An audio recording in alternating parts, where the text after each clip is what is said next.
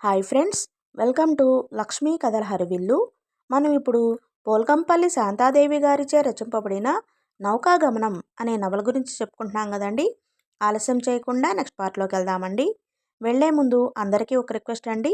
ఎవరైనా సబ్స్క్రైబ్ చేసుకోకుండా చూస్తున్నట్లయితే దయచేసి సబ్స్క్రైబ్ చేసుకుని మీ ఫ్రెండ్స్కి ఫ్యామిలీ మెంబర్స్కి షేర్ చేయండి.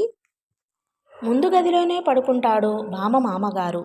ఈ మధ్య దగ్గు ఎక్కువై పుస్తకాలు చదివే ఓపిక లేకున్నా ఎవరేది మాట్లాడుతున్నా ఏమిటే ఏమిటే అని అడగడం మానలేదు. ఇంట్లో ఏం మాట్లాడుకున్నా ఏ సంగతి జరిగినా ఆయన్ని వదిలిపోకూడదు. ముసలితనం ముదిరి మృత్యువు చేరువవుతున్న కొద్దీ తాపత్రయం ఎక్కువే అవుతుంటుంది మనిషికి.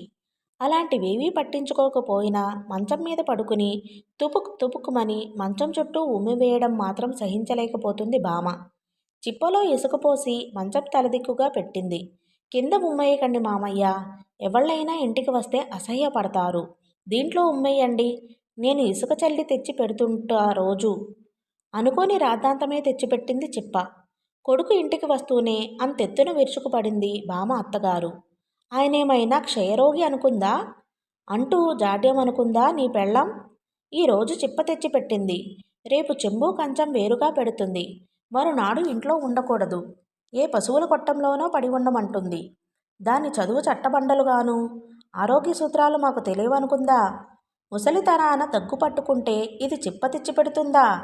బామ దురుద్దేశంతో చేసిన పని కాకపోయినా భర్తతో చివాట్లు తప్పలేదు. వాళ్ళు చేసే పని నీకు కష్టం కలిగించేదైనా వాళ్లను అవమానించే సాహసం ఎక్కడి నుంచి వచ్చింది నీకు? సర్దుకుపోవాల్సింది పోయి పెద్దవాళ్ల మనసును కష్టం కలిగిస్తావా? ఆ పాటి విఘ్నత తనకు లేదా? సర్దుకుపోవలసిన సంగతేలైనా అవి? మంచం చుట్టూ ఈగలు పారాడుతూ తెమడ. అన్నం ముందు కూర్చున్నప్పుడు కళ్ళ ముందు కదిలిందంటే వాంతి చేసుకుని లేవాల్సిందే. అసలు కడుపుతో ఉన్న వాళ్లకు వికారాలెక్కువ. అత్తింట కాపురం కాకపోయినా నా ఇల్లన్న స్వతంత్రం ప్రతిపది లేకుండా పోయింది బామకు. చేతనైనంత మటుకు చేసి ఎవరి జోలికి పోకుండా రోజులు నెట్టుకొస్తుంది. ఇవాళ చిప్ప మనస్పర్ధలకు అంకురార్పణ చేసింది. అన్నీ విపరీతార్థాలే, అన్నిటినీ భూతత్వంలోంచి చూడడమే. భర్తకు ఏదైనా చెప్పుకుని ఊరట పొందుదామన్నా అక్కడా ఎదురయ్యేది చివాట్లే. ఆడబుద్ధి కదూ. మగడి మనసు మార్చి పుట్టింటి వైపు అనుబంధాన్ని పటిష్టం చేయడానికి మనసు విరిచి అత్తింటి వైపు అనురాగ బంధాన్ని త్రుంచడానికి ప్రయత్నం చేస్తుంటారు మీ ఆడవాళ్ళు. ఆలి చెప్పుడు మాటలకు చెవులప్పగించే చవటను కాదులే. చదువుకున్న దానివి కదా. సమర స్వభావంతో సర్దుకుపోవడం చేతగాక నా దాకా తెస్తావెందుకు మీ తగవుల సంగతి? నిజంగా బుద్ధిలేకే కోపంగా అనుకుని మనసులో లెంపలు వేసుకుంది బామ. మీలాంటి మగడితో కష్టసుఖాలు చెప్పుకోవలసిన వారు కాదని తెలిసిపోయినా ఏదో ఊరట పొందాలని చెప్పుకోవడం ఎంత తెలివి తక్కువ. రాఘవేంద్ర ఇంటికని బయలుదేరింది భామ. మొన్న మధ్య బావ వచ్చినప్పుడు వాళ్ళమ్మకు సుస్థిగా ఉందని చెప్పినందువల్ల చూసి వద్దామని. వెడుతుంటే అత్తగారు అడిగింది, ఎక్కడికో వెడుతున్నట్టున్నావు, రాత్రికి అన్నం వండవా? వండలేదు, వచ్చాక వండుతాను. ఆలస్యమైతే బియ్యం కడిగి పొయ్యి మీద వెయ్యండి.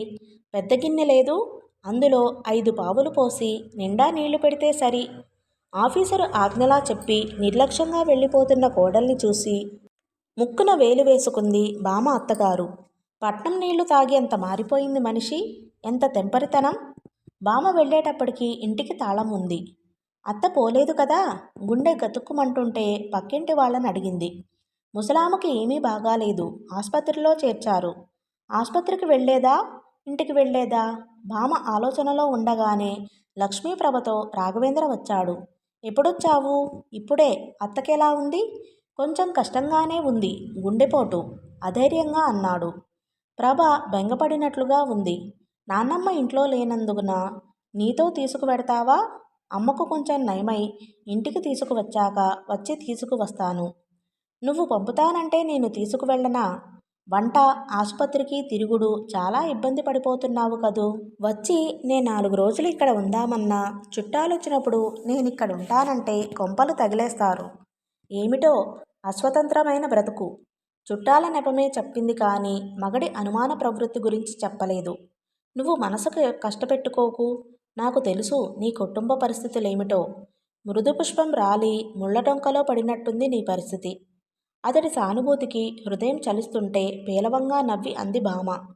ముళ్ళడంకను పూల చమనుగా మారుద్దామని పెళ్లి కొత్తలో కలగన్నాను. అది సాధ్యం కాదని తెలిసాక ముళ్ళు గుచ్చుకోకుండా ఓ పక్కకు నా మానాన నేనుందామని ప్రయత్నించాను. అది పిచ్చితనమని తెలిసిపోయాక కర్తవ్యం బోధపడడం లేదు. తిరిగి లక్ష్మీప్రభ భుజం తట్టింది. మా ఇంటికి వెడదాం. నీ పుస్తకాలు గుడ్డలు తెచ్చుకో. ఆ పిల్ల సామాను ఓ చేతి సంచిలో సర్ది ఇచ్చాడు తండ్రి. రిక్షా కేకేసి ఇద్దర్నీ కూర్చోబెట్టి పాపని తీసుకువెడుతున్నందుకు మీ వాళ్ళేమైనా అనుకోవచ్చు. కానీ పాప భంగపడటం చూసి పంపక తప్పడం లేదు. ఎక్కువ రోజులు ఉంచనులే. అమ్మకు కొంచెం నయమనిపించగానే ఇంటికి తీసుకువచ్చేసి పాపను తెచ్చుకుంటాను అన్నాడు రాఘవేంద్ర. నువ్వేం దిగులు పెట్టుకోకు బావా. 2 రోజులు పాపను ఉంచుకున్నంత మాత్రాన ఏమీ అనుకోగలనంత నైత్యం లేదులే వాళ్లలో అని చెప్పిందే కాని బామతో బావకూతుర్ని చూసి ఆ పిల్ల వచ్చిన విధం తెలిసి మూతులు ముడిచారు అత్తవాళ్ళు. కోడలి వైపు చుట్టాలను చూస్తే అత్తగారి వాళ్లకు ఇంత నిరసన దేనికో. బామ ఇంటికి వచ్చేటప్పటికే అట్టే రాత్రి కాకున్నా భోజనాలు ముగించేసి పక్కలు పరిచారందరూ. గుడ్డలు మార్చి కాళ్ళు కడుక్కొని వంటింట్లోకి వెళ్ళింది భామ. అన్నం లేదు గిన్నెలో. మాడు చెక్కలు పక్కు కట్టిన అన్నమూ తప్ప. ఆ దరువులు అన్నీ అడుగంట కొద్ది కొద్దిగా ఉన్నాయి. మనుషుల్లో ఇంత కుత్సితమా? ఆశ్చర్యపడింది భామ. మరునాటి పెరుగు కోసం పోయించుకున్న పాలు స్టవ్ మీద వెచ్చబెట్టి పంచదార వేసి పాపకిచ్చి మజ్జిగలో ఉప్పు వేసి ఓ గ్లాసుడు తను తాగి డాబా మీద పక్క వేసింది భామ. భర్త టూర్లో ఉన్నాడు కాబట్టి పాపను గురించి గొడవేమీ జరగలేదు అప్పటికి. కానీ మరునాడు అన్నాల దగ్గర మొదలైంది పోట్లాట. మజ్జిగ చిలకడానికి కవ్వం పట్టుకుని పెరుగేది అంది తోడికోడలు. లేదు, రాత్రి పాపకు ఇచ్చాను పాలు. మండిపోతున్న ఎండలకు ఒంట్లో ఉష్ణం ఉడికిస్తుంది మనసులను. ఆ కాస్తా కడుపు చల్లగా మజ్జిగ కరువు చేశావా? ఇదెక్కడి సంత తెచ్చిపెట్టావు కొంపలో? సంత దిమ్మెరపోయింది భామ అత్తధోరణికి. చిన్నపిల్ల, ఆ పిల్ల మీకు సంతైతే మీరు కాదా నాకు సంత? ఆగ్రహావేశాలతో నోరు జారింది. యుద్ధరంగమే ప్రత్యక్షమైంది ఇంట్లో. శంఖధ్వానాలు, దుత్తేబాల ఘీంకారాలు వినవస్తుంటే కురుక్షేత్రంలో నిస్పృహకో అస్త్రసన్యాసం చేసిన పార్థుడి వలె భోజనం కూడా మానేసి గదిలో కిమ్మనకుండా కూర్చుంది భామ. అన్నాలు పెట్టుకు తినేసి బిస్తర్లు కట్టారు. ఇందిర మాత్రం ఈ కీచులాటలో జోక్యం కలిగించుకోలేదు. 2 రోజులుండి పని జరిగించుకు వెళ్ళవలసిన మనిషి కదా, ఓర్చలేకపోతే ఎలా? తీరా ముసలాయన అన్నారు. వాడు రాని, మనం ఇలా వెళ్ళిపోతే పెళ్ళాం ప్రతాపం తెలిసేదెలా వాడికి? దాన్ని 4 తన్నించిగానీ వెళ్ళకూడదు. పెళ్ళయి 1 ఏడాదైనా కాలేదు. అదప్పుడే ఇంత మాట అంటుందా? పౌరుషమున్న మగాడైతే పట్టుకు తంతాడు. వింటూనే ఉంది భామ. మీ సుపుత్రుడికి పౌరుషం లేకేమీ? ఆలిని సమర్థిస్తున్నట్లుగా అగుపడితే అమ్మావాళ్ళు ఎక్కడ చవట కింద జమ కట్టేస్తారోనని భయపడి అన్ని విధాలా అవమానిస్తూనే ఉన్నారు నన్నాయన అనుకుంది మంటగా. 15 రోజుల తరువాత వచ్చే తన చిన్న కొడుకు పుట్టినరోజు దాకా ఉంటా అన్న ఆడబిడ్డ ఒక్క క్షణం నిలవనంటూ ఎగురుతుంది. అన్నయ్యొచ్చేదాకా ఆగు. పిల్లడికో అంగి, నీకు చీర రవిక తెప్పిస్తాను మీ అన్నయ్యతో చెప్పి. పసుపు కుంకుమ తీసుకోకుండా వెడతావా అంటూ ఆపింది తల్లి. కొడుకు రావడమూ అయింది, తల్లి బోధించడమూ అయింది. బామ కుళాయి దగ్గర పనిచేసుకుంటుందప్పుడు. అక్కడికి వచ్చి చాలా సీరియస్గా అడిగాడు జగన్మోహన్. ఉండదలుచుకున్నావా పోదలుచుకున్నావా? అంతకంటే సీరియస్గా విసురుగా జవాబిచ్చింది భామ. ఉంపుడు గత్తెననుకున్నారా అలా అడగటానికి? ఒక క్షణం డంగై తిరిగి రెచ్చిపోయాడు. ఒక్క మగడితో కాపురం చేయాలనే పెళ్లి చేసుకున్నావా? అలా అనుకుంటే నలుగురిలో ఉన్నవాణ్ణి ఎందుకు చేసుకున్నావు? ఏ దిక్కులేని వాళ్ళో చేసుకుంటే బాగుండేది కాదా? ఇప్పుడేమైంది? సంత అనలేదు వాళ్ళని? ఏం కాలేదు అంటే? మెదడుందా లేదా? వాళ్ళు నీకు సంతలా కనపడ్డారా? అత్తామామ రాకూడని వాళ్ళ? నీకు చేసే బాధ్యత లేదా? బాధ్యత ఎందుకు లేదు? ఉంది. కోడలు పిల్లంటే చాకరీకి కొన్న బానిస పిల్లలా చూస్తే మాత్రం కాదు. ఇష్టాలు, వ్యక్తిత్వం నాకు ఉండవా? ఆ మాత్రం గౌరవించకుండా ప్రవర్తిస్తే ఎట్లా? అత్తకు సుస్థి చేసి పిల్ల బెంగ పెట్టుకుందంటే 2 రోజులు ఉంచుకుందామని తీసుకువచ్చాను. వెధవ సంత ఎందుకు తీసుకువచ్చావంటే ఏమన్నమాట? ఆపదకు అక్కరకు రాకపోతే మనుషులమై ఉన్నామెందుకు? అయితే వాళ్ళను సంతంటావా? కాకపోతే సొంత ఊరు, సొంత ఇల్లు, సొంత భూములు అన్నీ వదిలేసుకుని ఇక్కడికి వచ్చి ఉండడం ఎందుకు? చూడాలని బుద్ధి పుడితే ఓ 4 రోజులు ఉండిపోతే సరిపోదు? మనకు సెలవు దొరికినప్పుడు వెళ్ళి చూడమా? పై ఊరు, అసలే అద్దె కొంపల్లో ఎన్నో ఇబ్బందులు. ఇలా వచ్చి నెలను నెలను ఎత్తిమీద కూర్చుంటే చూసేదెవరు? పెట్టేదెవరు? తెచ్చేవాడిని నేనున్నాను. చేసేది కష్టమైందా నీకు? తేరగా వచ్చిన డబ్బు ఖర్చు పెట్టడంలో కష్టమెందుకు కనిపిస్తుంది మీకు? ఇల్లు చిన్నది, చేసిన పనే చేయాల్సి వస్తుంది. వంటకు పాత్ర సామాను సరిగా లేదు. పూటకు 2 గిన్నెల్లో అన్నం, దినానికి 2 పూటల కూరగాయలు వండలేక నేను చస్తున్నాను. అత్తగారు ఒకరు, కాబోయే వియ్యపురాలు మరొకరు. ఇంట్లో ఉన్నంతసేపు తనకు తన పిల్లలకు చూసుకోవడంతోటే సరిపోయేది తోడకోడలు మరొకరు. ఇంతమందికి చేసిపెట్టే గొడ్డును నేను. ఆడదానివై పుట్టావెందుకు? 2 కాళ్ళు 2 చేతులు పెట్టుకుని 4 కాళ్ల ఎద్దులా బతకడానికి విసురుగా కదిలింది భామ. ఎగబడి కొడితే నేత్రానందకరంగా తిలకించవచ్చని ఊపిరి బిగబట్టుకొని నిలబడ్డ వాళ్లకు ఆశాభంగమే అయింది. ఆడబిడ్డ, అత్తగారు మరునాడు ప్రయాణమయ్యారు. తెప్పించి సిద్ధంగా ఉంచుకున్న చీర, రవికి గుడ్డ, చిన్నవాడికి చొక్కా, పసుపు కుంకుమలతో ఆడపడుచు చేతిలో ఉంచుతూ చేతులు పట్టుకుంది భామ. 2 జీవాల మనిషిని, చేయడం చేతకాక ఏదో అన్నాను. మనసులో పెట్టుకోకు. మీరు రాకూడని వాళ్ళు, పోకూడని వాళ్ళు కాదు. నిన్న తిట్టిన ఈరోజు హృదయస్ఫూర్తిగా చూపుతున్న ఆప్యాయతకు కళ్ళు చెమర్చాయి ఆడపడుచుకి. అత్తిళ్ళు మెట్టిన ప్రీతి ఆడపిల్లకు ఉన్న అనుభవమే అది. కడుపులు, వేవిళ్ళు, నీరసాలు, వచ్చిపోయే వాళ్లకు చాకిరీ, అత్తమామల సేవ. 6 మంది బిడ్డల తల్లి అయినా ఏడాదికి 6 నెలలు పుట్టిల్లు చేరుతుంది తను. అక్కడ కష్టం సహించలేక ఉన్న 4 రోజులు ఏవో కీచులాటలు, నిష్ఠూరాలు చేసి చేసి అలసిన శరీరంతో చిరాకు కొండెత్తులేస్తుంటే నోరు హద్దులో పెట్టుకోలేక, అత్తగారు మాత్రం ఊరుకోలేక, నరంలేని నాలుక ఎలా అయినా తిప్పొచ్చు, ఎంతైనా సత్యభామవు కదూ అంటూ మూతి 3 అంకులు తిప్పి అక్కడ నుండి కదిలింది. మరునాడు ముసలాయనతో అత్తగారు కూడా వెళ్ళిపోయింది. 2 రోజుల తరువాత తోడుకోడలు కూడా భర్తకు ఉత్తరం వ్రాసి పుట్టింటికి వెళ్ళిపోయింది. వారం రోజులు పోయాక తిరిగి వస్తానని చెప్పి. కొద్దిగా పని తక్కువైనంత మాత్రాన భామకు ఒరిగింది ఏముంది? భర్త ప్రవర్తనలోనే మార్దవం లేకపోయాక. పాప మరి కొన్నాళ్ళు ఇక్కడే ఉండిపోవలసి వచ్చింది.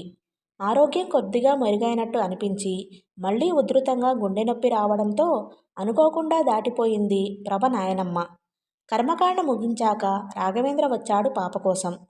అత్తలేని జీవితం కొంచెం అలవాటు పడేదాకా పాపను ఇక్కడే ఉంచుకొన్నాళ్ళు అంది భామ. పాప కోసం 1 పావుసేరు పాలు ఎక్కువగా కొంటుంది భామ నిత్యం. ఎన్నాళ్ళీ ఖర్చు అని అడిగాడు జగన్మోహన్. మీ వాళ్ళు ఎంతమంది వచ్చి కూర్చుని తిన్నా ఖర్చు అనిపించదు. నా తరఫు నుండి ఒక చిన్న పిల్లను ఉంచుకున్నానని బరువుగా భావిస్తున్నారా? తినవలసిన వాళ్ళు వచ్చి తింటారు. అది బరువుగా భావిస్తే ఎలా? నీ చనిపోయిన అక్క కూతుర్ని మనం ఉంచుకొని పెట్టడమేమిటి? గతిలేక వచ్చి ఉందా? నాయనమ్మ పోయినందుకు 4 రోజులు ఉంచమన్నాను నేనే, కొంచెం అలవాటు పడని అని. మీ అత్త పోయి మీ బావకు కూడా గుండె చెదిరిందేమో, అతడిని కూడా పిలవలేకపోయావా వచ్చి ఉండమని? విరుచుకు పడింది భామ. నేనంటే ఏమిటి మీ ఉద్దేశం? మంచిదానికి చెడ్డదానికి నన్నింత చులకనగా మాట్లాడవలసిన పనేమిటి మీకు? అంత విలువలేని మనిషిని అనుకున్నారా? అబ్బా, విలువలేని మనిషి ఎందుకవుతావు? సత్యభామ బిఏవి, కాబోయే ఎస్ఈఓవి, రివ్వున మింటికెగిసిపోతున్న నటీమణివి. ఆపాటి అభివృద్ధిని, అర్హతలను మీరు సహించలేరా? మీకు అవమానకరంగా ఉంటుందా? లేదు, సమ్మానకరంగా ఉంటుంది. దారిలో పోతుంటే ఫలానా నాటకంలో వేషం వేసిన దాని మగడు అంటుంటే, ఫలానా ఎస్ఈఓ మొగుడు అంటుంటే ఏనుగు ఎక్కినంత గర్వంగా ఉంటుంది నాకు.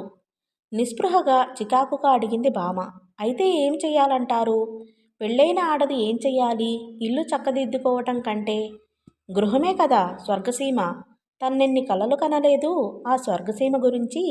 చక్కని డాబా ఇల్లు అద్దెదైనా సరే, ఇంటి ముందు చక్కని తోట, ఇంట్లో చక్కని ఫర్నిచరు, అలంకార వస్తువులు, అపురూపంగా అభిమానంగా చూసుకునే భర్త, ఇంట్లో నవ్వుల పువ్వులు వెదజల్లే చిన్నారి పాపలు. ఇల్లు రావచ్చు, ఇంటికి కావలసిన సామాను రావచ్చు, పిల్లలు పుట్టవచ్చు.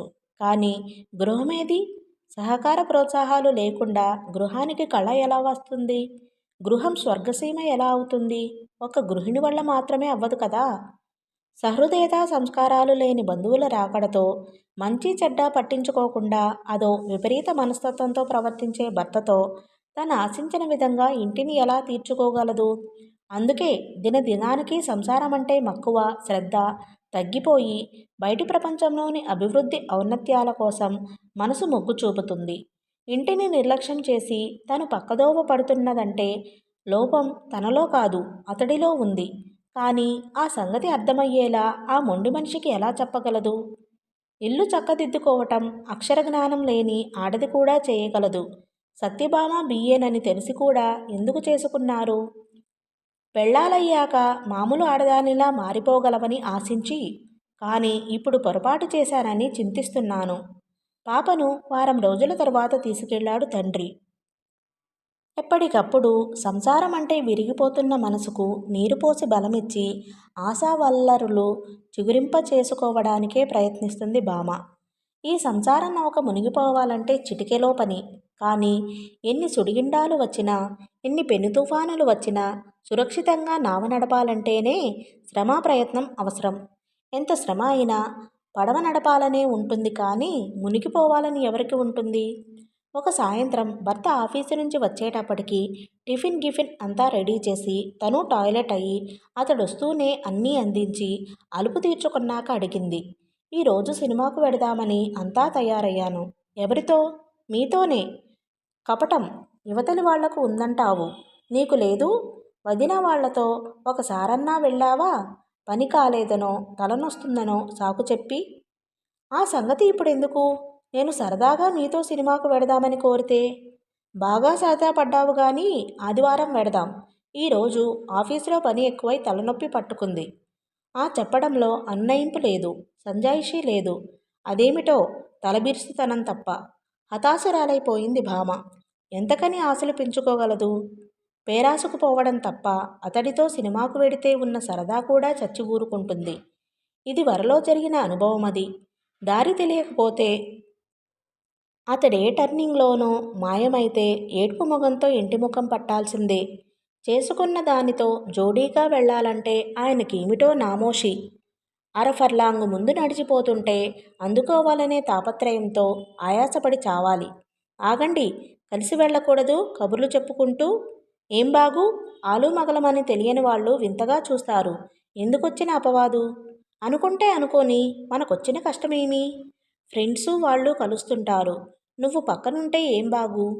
ఇక థియేటర్లో పక్కపక్క కూర్చుని చూడాలన్న కోరిక ఏ జన్మకు తీరేను? భార్యకు అవసరమైన చనువు ఇవ్వలేని మగవాడు మరో ఆడదాని దాసుడెలా అవుతాడో అర్థం కాదు.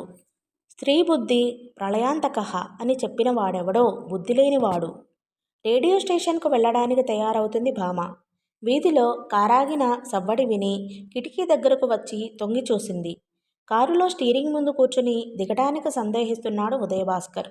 తలుపు తీసి లోపలికి రండి అని పిలిచింది కొద్ది తడబాటుతో. స్టేషన్కు తయారయ్యారా? మరో 5 నిమిషాలైతే వెళ్ళిపోయేదాన్ని. అయితే పదండి. ఎందుకండి మీకు శ్రమ? రిక్షా? మరి మాట్లాడనివ్వలేదు. పర్వాలేదు, మీకు ఏ పాటి శ్రమ కలగకూడదనే నేనే వచ్చాను. ఒకరు కాదు కదా, 2 జీవాల మనుషులు. అతడి కంఠంలోని ఆర్ద్రతకు అభిమానానికి ఏదో తెలియని భీతితో స్పందించింది హృదయం. రేడియో నాటకాలలో పాల్గొనే అవకాశం కల్పించింది అతడే. అవకాశం వచ్చిన సంగతి భర్తకు తెలుసునే గాని ప్రోత్సాహమిచ్చి అవకాశం కల్పించింది ఒక సుందర యువకుడని మాత్రం తెలియదు. తెలిసిన నాడు తన ఇంట్లో నిలవదు. ఆ సంగతి తనకు దృఢంగా తెలుసు.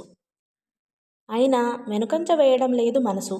సంసార సౌఖ్యం లోపించిన తనకు మరో విధంగా శాంతి వెతుక్కోక తప్పడం లేదు. ఆ శాంతిని ఎదుర్కోవడంలో తప్పటడుగు వేస్తుందా? నైతికంగా తనెప్పుడూ దిగజారదు. తన కోరిక అభివృద్ధి కావాలంటే ఉదయభాస్కర్ లాంటి వాళ్ళ సహకారం తనకు కావాలి. అతడు తనకు తానుగా మనస్ఫూర్తిగా అందిస్తున్నాడు సహాయం.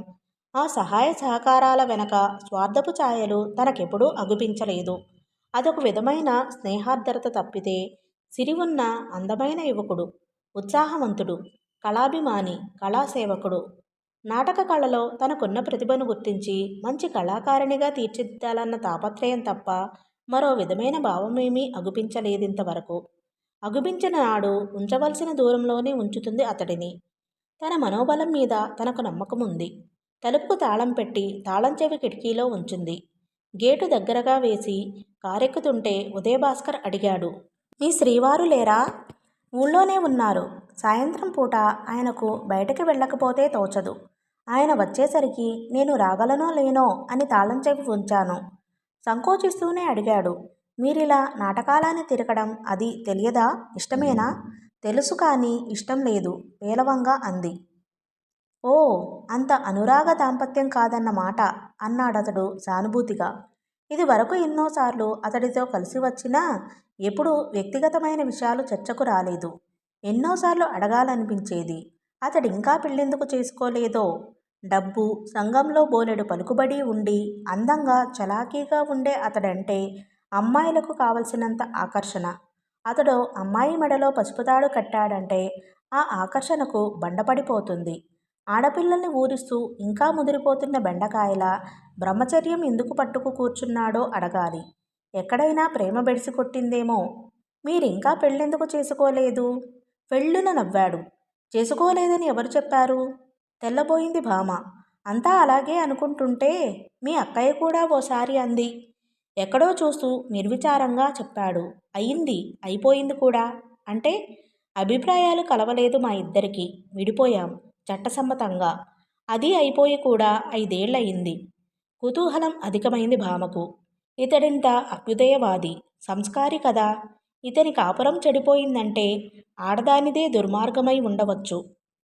ఇంతటి ఉత్తముడి సాన్నిహిత్యం దులుపుకొన్న ఆవిడ ఉత్త తెలివి తక్కువదై ఉంటుంది. వెనక్కి తిరిగి చూసి చిన్నగా నవ్వాడు ఉదయభాస్కర్. ఏమిటి ఆలోచిస్తున్నారు? ఆమె ఎక్కడుంటున్నారిప్పుడు? కలుసుకోవాలని ఉందా? మళ్ళీ నవ్వాడు. అమెరికాలో తన 2వ భర్తతో తనూ రీసెర్చ్ చేస్తూ. తెల్లబోయింది భామ. అసలు ఇతడికి వివాహమవుతుందంటేనే నమ్మశక్యంగా లేకుండా ఉంది. పైగా ఈ వింత కథ. మీ ఆశ్చర్యమేమిటో నాకు తెలుసు. ఆవిడ బాగా చదువుకుంది. మంచి తెలివితేటలే కాక ఎన్నో అభ్యుదయ భావాలు కల యువతి. నిజం నిర్మొహమాటంగా చెప్పాలంటే మానసికంగా ఆమె అంతగా ఎదగలేదు. నేను పురుషుడు ఎంత సహృదయుడైనా ఆడది తనను మించి ఎదిగి కూర్చోవడం సహించలేడన్నది పచ్చి నిజం. అందుకే అడుగడుగునా ఆవిడ ఆధిక్యం మా మధ్య మనస్పర్ధలు రేకెత్తించాయి. అయితే అందరికీ ఆశ్చర్యం కలిగించే విషయం ఏమంటే మేమెప్పుడూ పైకి పెద్దగా కలహించుకోలేదు. అసహ్యంగా అంతరంగాలలో విద్వేషాన్ని రగిలించుకోలేదు. ఏదో ఒక చిన్న పేచీ వచ్చింది. మనిద్దరికీ సరిపడినట్టుంది, విడిపోదామా అన్నాను నవ్వుతూ. అంతే. ఆవిడ నా ముందుంచిన కాగితం చూసి తెల్లబోయాను. ఆవిడ ముఖంలోని నిశ్చయం చూసి ఇహ తప్పదని దృఢం చేసుకున్నాను. నిశ్చింతగా సిద్ధపడ్డాను. నెల తిరగకుండానే ఆవిడ కుమారి అర్హత సంపాదించుకుని, మరో నెల తిరగకుండానే మరో వరుణ్ణి వెతుక్కుని, మరో నెల తిరగకుండానే శ్రీమతి అయ్యి ఫారిన్ వెళ్ళిపోయింది. ఇలా జరిగిందేమిటా అని నేనే ఆశ్చర్యపోతుంటాను. బహుశా ఆవిడ అది వరకే అతడిని ప్రేమించి అంత హఠాత్తుగా విడిపోయిందేమో. అతి తేలిగ్గా అనేసిన మాటకు అతడు నొచ్చుకుని తీవ్రంగా తలాడించాడు. కాదు కాదు, ఆమెతో గడిపిన 6 నెలల వైవాహిక జీవితంలో ఆమెలా ప్రేమించగలవారు అసలు ఎవరైనా ఉంటారా అనిపిస్తుండింది నాకు. విడిపోయాక జంటను వెతుక్కుని వెళ్ళిపోయింది. అతడి కళ్ళలోని తడి చూసి మరింత విస్మయానికి లోనైంది తను. కేవలం అభిమానం కాపాడుకోవడం కోసం, నువ్వు లేకపోయినా నేను బాగానే సుఖపడుతున్నానని చూపడం కోసం. ఆవిడే కాదు, మీరు కూడా వింత మనుషులే అనుకుంది భామ. తిరిగి వచ్చేటప్పుడు చంద్రకళను కలిసి ఇంటికి వచ్చేటప్పటికి రాత్రి 8 అయింది. తలుపులు తెరిచి లోపల 100 క్యాండిల్ బల్బ్ వెలుగుతుంటే గుమ్మం నిలువుగా నిలబడి ఉన్నాడు భర్త. స్టీరింగ్ ముందు కూర్చున్న ఉదయభాస్కర్ అతడి కంటబడే ఉండవచ్చు. లోపలికి పిలిచి పరిచయం చేయకుండా పంపితే ఎవడే వాడు అంటాడేమో. పరిచయం చేసినా అదేం తప్పో. ఏమైనా ఈ సంఘటనలో మితిమీరి చర్చించనట్టుగా లేదు. స్నేహపూర్వకంగా అతడి ఆహ్వానాన్ని అంగీకరించి కారులో వెళ్ళి వచ్చింది. కానీ ఆయనకు ఈరోజు ఎన్ని నీచమైన మాటలైనా అతడితో వినవలసి రావచ్చు. కారు స్టార్ట్ చేయబోతుంటే అంది భామ ఇంచుక కంపిత స్వరంతో. ఆయన వచ్చారు, లోపలికి రండి, పరిచయం చేస్తాను. భామ వెనుకే కారు దిగి వచ్చాడు ఉదయభాస్కర్. దారి వదలకుండా నిలబడ్డాడు జగన్మోహన్. అతడి ముందు ఏం అవమానం చేస్తాడోనని గుండె కొట్టుకుంటూనే ఉంది. ఈయన బామ్మ మాట పూర్తి కాలేదు. వెనక్కి తూలింది. క్రోధావేశాలతో చెంపమీద భర్త కొట్టిన దెబ్బకు. తెల్లబోతూ బామ్మ ముఖంలోకి చూశాడు ఉదయభాస్కర్. కన్నుల నిండా గాఢమైన సానుభూతి నింపి. చేతుల్లో ముఖముంచుకుని వెక్కి వెక్కి ఏడవసాగింది ఆమె. జగన్మోహన్తో ఏదైనా చెప్పవలసిందుందా అని. కానీ అతని మూర్ఖత్వం ముందు నిర్దోషిత్వం నిలుస్తుందా? ప్రయోజనం ఉండబోదు. నిస్సహాయంగా మౌనం వహించి వెనుతిరిగాడు ఉదయభాస్కర్. ఓకే ఫ్రెండ్స్, ఈ పార్ట్ని ఇంతటితో ముగిస్తున్నానండి.